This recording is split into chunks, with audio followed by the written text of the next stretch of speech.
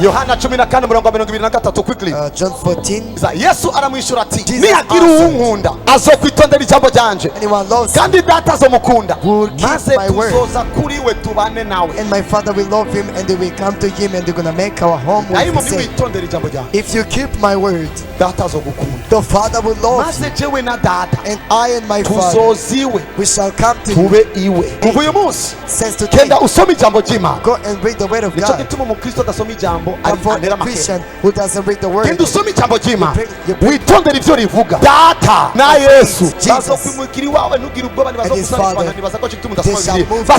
iwawe kugira ngo bagutabare. In order to rescue you, to save you. Vuga ngo isekre ya mbere nayitaho. Say I've understood. Yohana 6:63. Mwemu ni watanga ubugingo, umubiri nacu maze amajambo ndababwiye ni mwemu n'ubugingo. Kuko amajambo mbabwira, because the word that I tell you, mwemu n'ubugingo. it is the spirit and life. Ukabukeneye ubugingo nyabwo, if you need true life, urakeneye indi mwemu ikuramforsa. Another spirit to strengthen. Kuko igihe because sometimes Imana yahumekeye muri Adamu, God has breathed in Adam, yaciye ab'umubiri ufise ubugingo. He became a living person. Igihe rero wumviriza ijambo, when you hear the word of God, imwemu zirinjira, spirit ahinjiye imwemu haca habaho n'ubugingo. And there is life. Imwemu nizo zitanga ubugingo. Amajambo mbabwira ni imwemu n'ubugingo. Kuva uyu munsi igihe cyose uzosoma ijambo, reka kwiyumvira kuri gusoma inkuru, iyumvire kuri kurumva amajambo ya Kristo. Igihe cyose uzonyumviriza kuri Facebook, ubu uriko urakira imwemu n'ubugingo. I decree and I declare by the power of Jehovah himself, ku madosiye yanyu, reka ijambo ry'Imana rijeko. Reka ijambo ry'Imana rije ku madosiye yanyu, ijambo ry'Imana rije mu muryango wawe.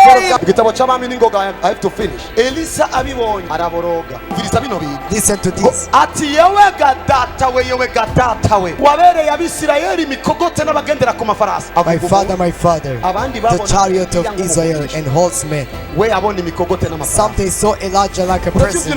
He saw him like a chariot. Nuko babona Joshua n'akagabo k'ibiro bike, ariko bari kuraba neza bakavuga ngo iki ni imikogote n'amafarasi Imana yatuzaniye. Nocika nanje iyindi nkomezi kugira ngo niwategwa n'umurozi nukangwe n'umurozi urabi w'Imana yakurungitseko maze tuneshe twese. Sometimes get solution because you see me in the wrong way. If you would to see me like a person should help you, should get solution. If you understand this, you may understand any servant of God that God said to before. But are the chariots. Gituma uzosengera mu cyumba ngo Imana ikukize ukabandanya uremba, ariko ujya ugahura n'umukozi w'Imana akagukora ko rimwe ugakira, kuko Imana mu gukora ikorera mu bantu. Therefore you pray for yourself to get well from your disease, but you can't. Rero kugira Yesu na data God touches you are healed. Ukagira na mpemu yera. You have the Holy Spirit Jesus through the word of God. Ukaca wizera ko umukozi w'Imana Imana yagushize imbere atari umuntu n'imikogote n'amafarasi. A servant of God that God set it before you is not a simple person, but is a chariot and horseman. Any attack that will come. Nuzosubira kwibona wenyene. Uzovuga ngwino shetani. Ndikumwe na Jehova Rafa. Ndikumwe na Yesu Kristo. Ndikumwe na mpemu yera. Kandi ndafutswe. Ndikumwe na facilitator imikogote n'amafarasi. Chariot and horsemen. Ibaze kuva uyu munsi. Nothing says today. Ugiye gutaha muhira. You're going to go back home. as you reach. Ni winjiye wenyene. You're not into winjiranye na data. Winjiranye na Kristo. Winjiranye na mpemu yera. Winjiranye na facilitator in your house. Elisha abona ko Eliya ari mikogote n'amafarasi. He saw that Elijah was a chariot and horseman. To get revelation of what God displayed before you. You're going to think the reason why you are crying and there is an answer before you. 1 Timothy 4:8. For bodily exercise it profits a little. It has got a benefit, but in little. They say to respect the Lord. In fact, what they do say, spiritual exercises. The first dimension is to contain your life. You live, but you live by obeying the Lord.